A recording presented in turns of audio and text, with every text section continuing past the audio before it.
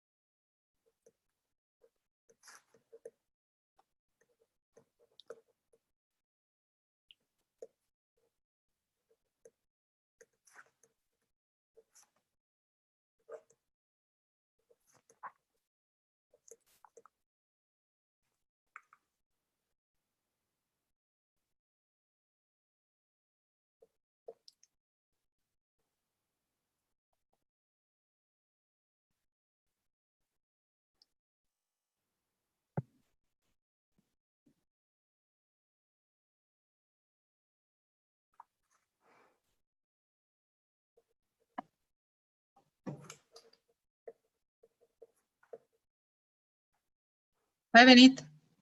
Hey, Shalini, how are you? You?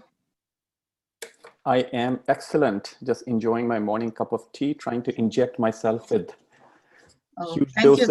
doses of caffeine. Okay, thank you. So let's see how many things. Is it okay if I record this? Yeah, absolutely. Okay. So we'll wait. It's been erratic. So sometimes we've had 2 or 3 people join, sometimes we had 5, 7. So let's see what happens today. No worries. And we've had people saying, can we record it and listen to it later? So either way, you'll get some views. Okay. No worries. काम कैसे चल रहा है? काम अच्छा चल रहा है, Shalini. All good. So just about now getting ready for scaling. So. Oh, nice. So yeah, I think we've come to a stage where this thing must be scaled. Otherwise there'll be huge regret for the rest of my life. So I believe you helped that person in Gonzalez. Remember the contact? Yes, I did. He dropped the ball at some point, even though he was super excited. I don't know, and I haven't had the time to follow up. I'm happy to actually restart the conversation, more for helping the community that he represents versus much more of business for us, because I think the community really needs help. I know. But he was super excited. Then he dropped the ball. Not sure. So I wasn't sure whether he was not there in the role. What happened there? So no, he normally is. He's normally very, very erratic. oh, I see. He introduced me to a girl, and he said she got some Amazon scholarship through you or something. Was that right? No. We actually didn't do any engagement. So I don't want to take wrong credit. Okay, credit. Okay.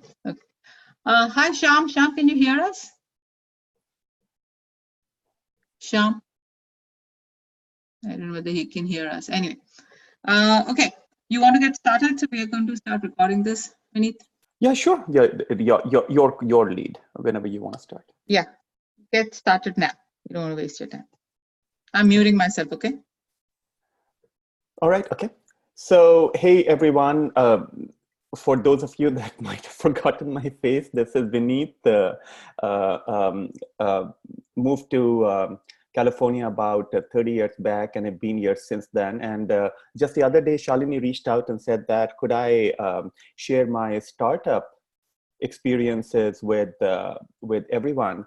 And it was a call from the blue, and I spoke with Doc, who, by the way, happens to be my neighbor, literally walking distance.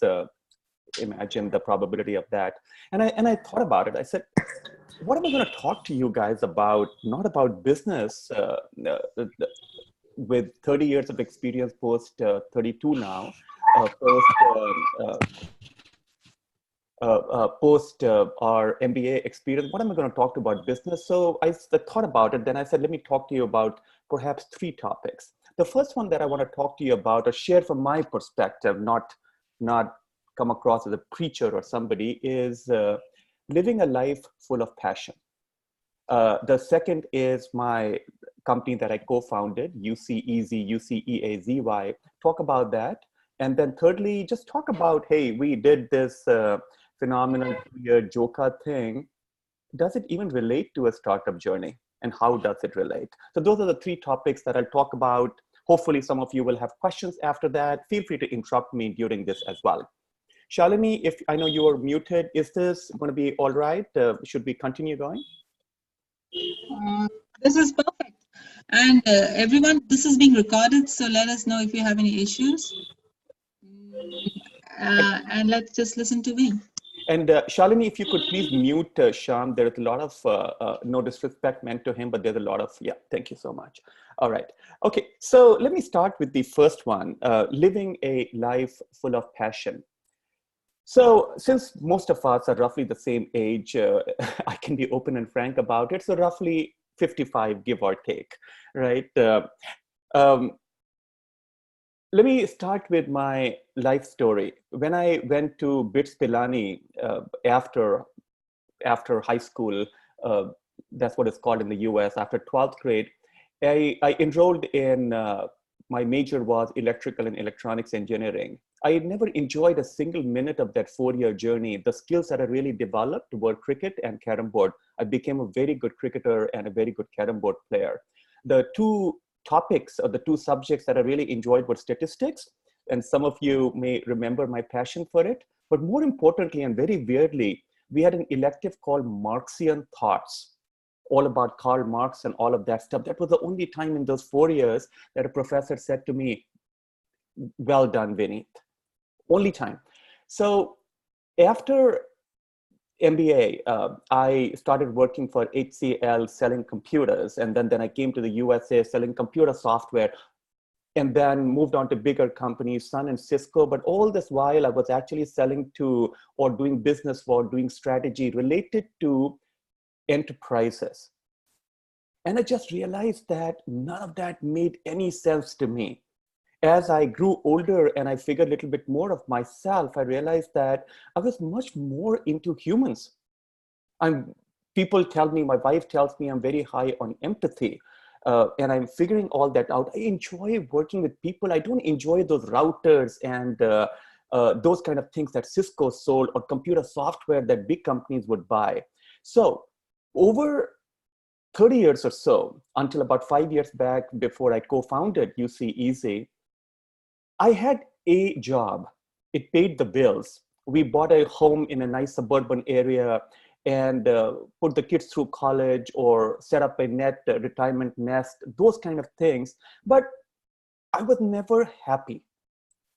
Frequently, I would work in the garden in the afternoon, and my wife would say, do you even enjoy any of this? And the answer was that no. And I lived in the perpetual fear that one day my term on this earth will come to an end, and all the ability that I thought I had would go unutilized. And that to me was just a horrible feeling.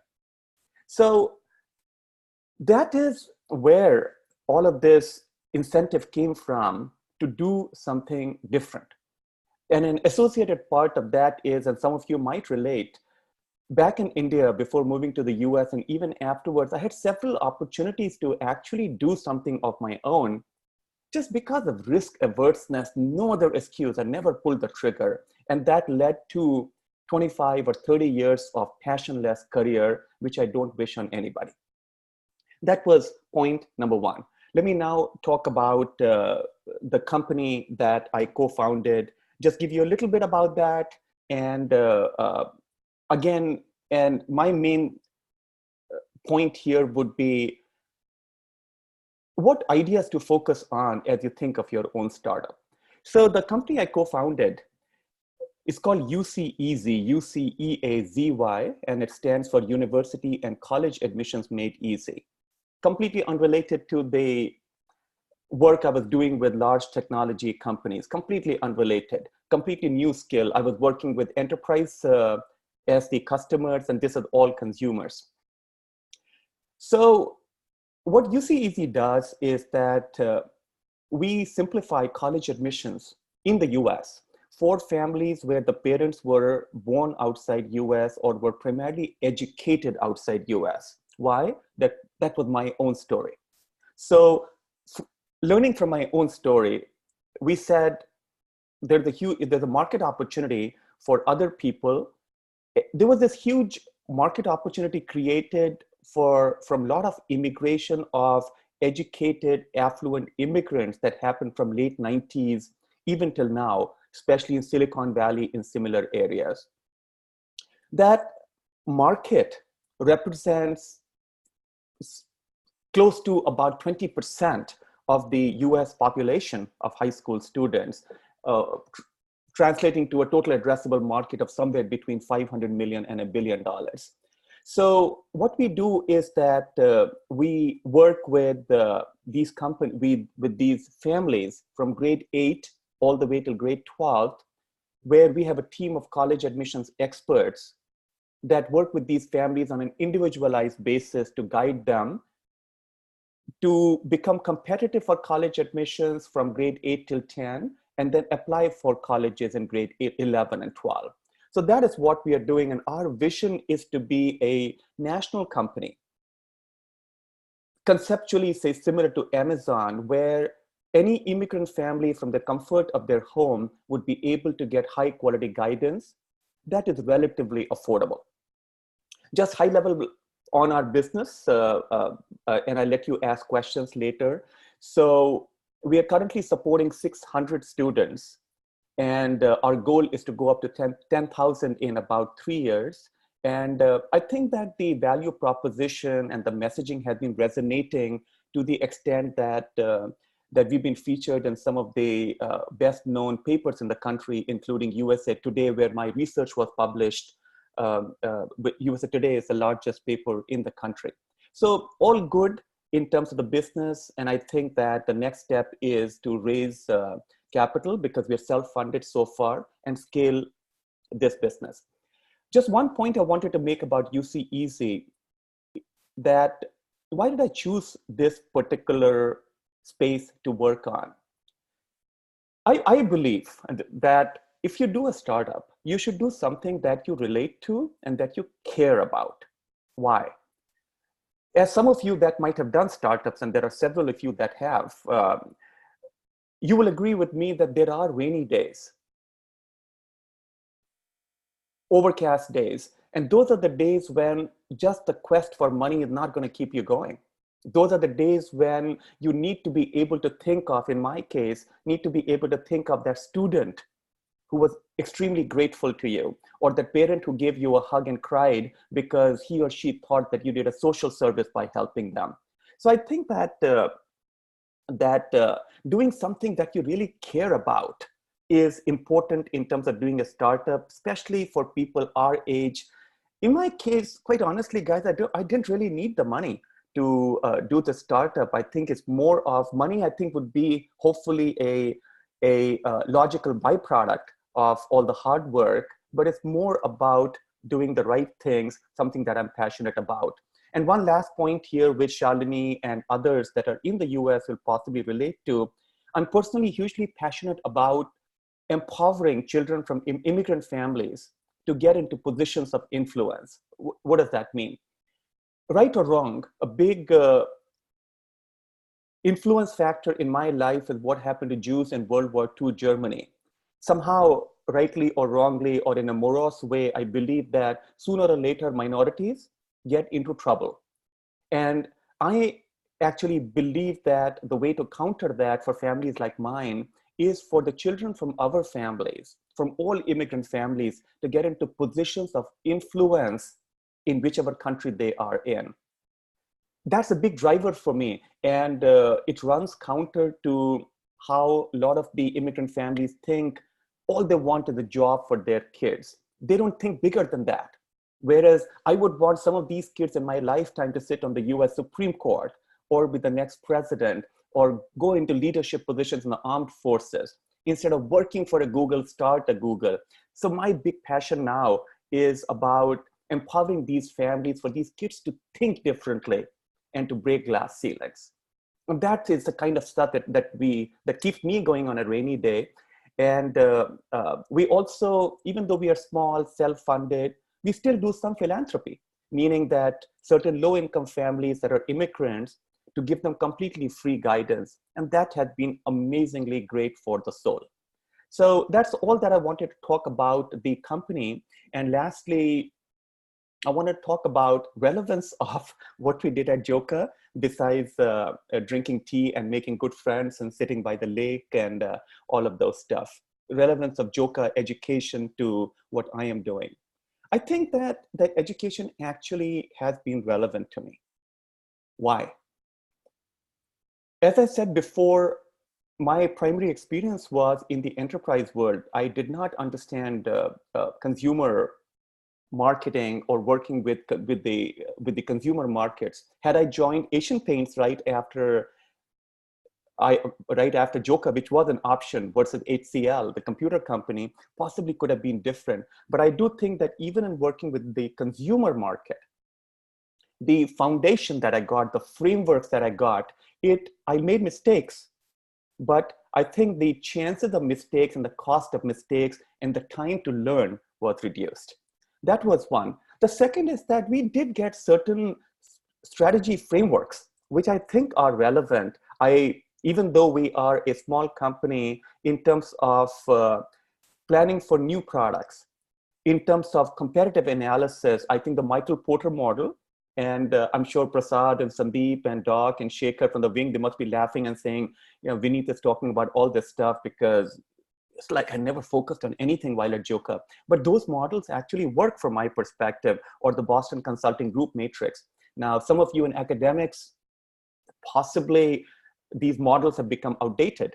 From my perspective, they are actually still helpful. Ramu's accounting stuff, God bless him, because I realized very quickly that that for a startup, a self-funded startup, you don't have the luxury for having expensive accountants running your company, but just to understand the basics, it's very, very helpful. Our ability to communicate what we are trying to do, when I say our, meaning all of us, our analytical ability and to look at trends and to communicate that in a story is a huge skill that comes in handy when we speak with investor or somebody else. And that differentiates me from a lot of Silicon Valley entrepreneurs that are more technical in nature. So I think all that is very helpful. The last point I do want to make, which is a little bit on the mushy side, and you must be wondering where this guy's coming from, is, and this is something I was thinking over the last 3 days, is how I had a missed opportunity in my 2 years at Joka for not actually proactively reaching out and making friends with our female classmates. In my specific case, and that is a big loss that I have, and I'm trying to undo that, because had I known that properly, I could have made good friends, learned about them, and learned from them, which I did not. Possibly coming from a conservative family where there was a Chinese wall between the two genders, I was never comfortable in reaching to the old hostel and saying, hey, Shalini, let's go for coffee, or hey, Fruity, let's go for coffee, or Amita, let's do the same. Big loss, but I do want to acknowledge in a UC Easy context that whenever I asked for help, each one of you ladies came through. Shalini, and I'm going to try to remember some of these names that I'm grateful for. Also because I never knew you guys never knew me. Shalini, Fruity, Amita, Preeti, Vinay Mahajan. I'm forgetting a couple. So thank you guys. And over the next few years, I will try to reach out to you and make amends for not spending the time and the energy to get to know you. So Shalini, that's it from my perspective. I'll be happy to take questions if you guys have any. Okay, everyone, if you have any questions, just unmute yourself and just start asking. So let me start, Vineet. How do you see the higher education system in US? Do you think the education system, I mean, since you work so closely with it, do you think it's working, not working? No, I think that, so let me read your question back to you, Shalini. Your question is, how do I see the higher education system in the US? Is it working or not working, right? Yes. And I'm guessing your question is in the context of working with respect to preparing these students for success in careers. Can I also add, is it preparing them for success in life? Or were you just asking the former? Definitely are good citizens as productive citizens of the world. I think, broadly speaking, I think the system is working. Now,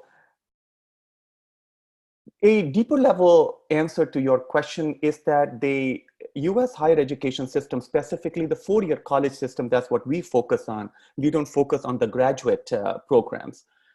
The four-year programs are not a monolith. And that is what's been my big learning, that colleges sit on a spectrum.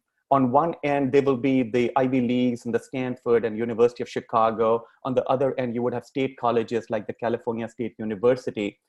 Uh, Different colleges they play different roles. Overall, I do think that that these colleges are doing a good job in keeping their finger on the pulse of the industry in terms of what they're looking for. I think that their admission systems increasingly are becoming more sensitive to the soft skills needed by the industry. So I think that by and large, they are doing a good job. And even in terms of preparing them for becoming good citizens, I would say again that colleges are on a spectrum, and the higher end ones where their admission systems allow for more holistic admissions, where they get to look at the personality of the kid in addition to just the quality of mind. I think they're definitely doing a better job than others, but overall, I am reasonably pleased with what they're doing, both for society as well as the economy. Cool, thanks. Okay, everyone else, let's chip in and ask some questions. Ash, Sham, Duck.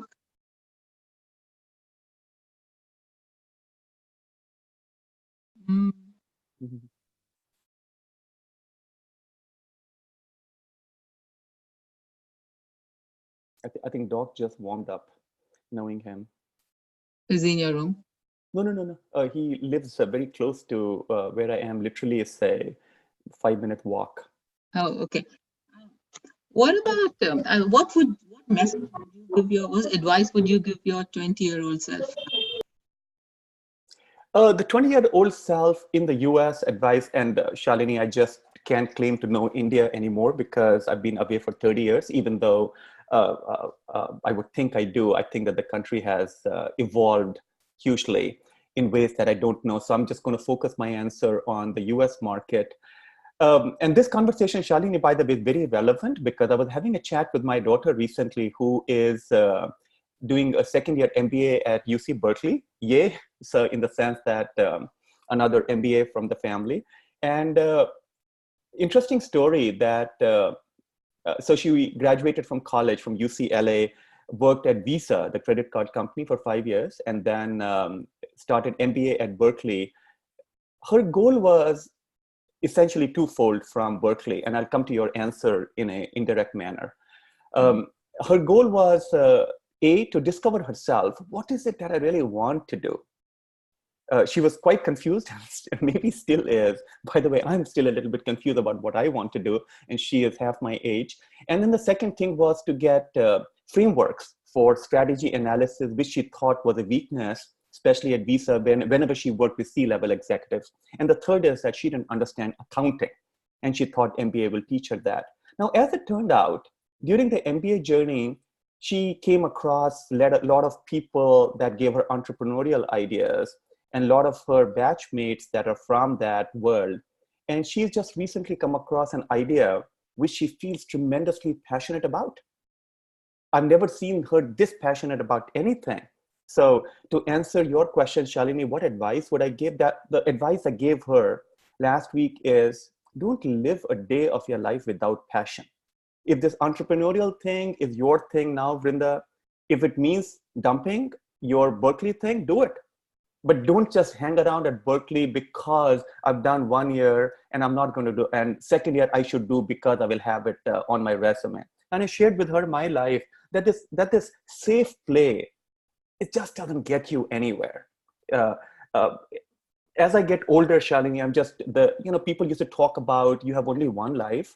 I didn't get the meaning of that term until very recently, but now I do. And I just realized that living a life without passion is incredibly stupid. So my advice to them is, if you don't feel like going to job the next day, and that happens 2 days in a row, there's something bad with that job. Really consider whether you should quit and just go.